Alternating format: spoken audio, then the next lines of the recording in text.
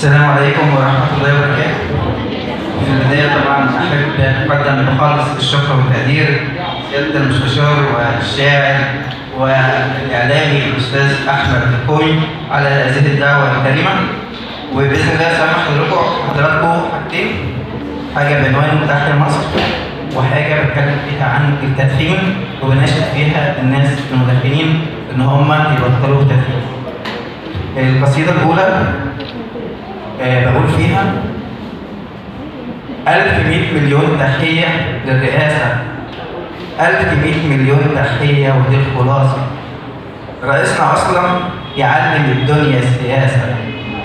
1100 مليون تحية لكل الرتب العسكرية، من جندي مجند لرئيس الجمهورية.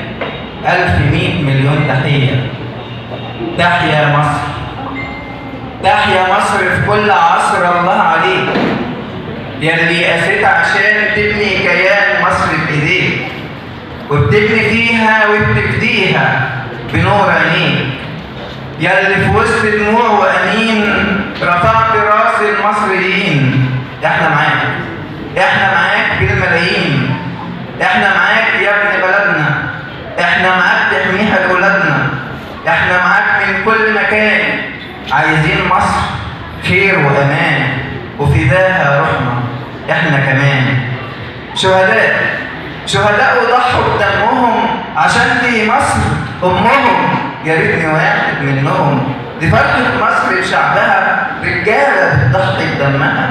مصر بلدي، مصر بلدي، مصر بلدي بحبها، مصر بلدي بحبها، من جوه قلبي اخلص لها، وفي كل وقت بشتاق لها، من كل لحظة انا اشتاق بحبها واشتاق لها واكتب لها واقول لها كلمة بحبك مش كفاية، ياللي حبك جوه قلبي ملوش نهاية.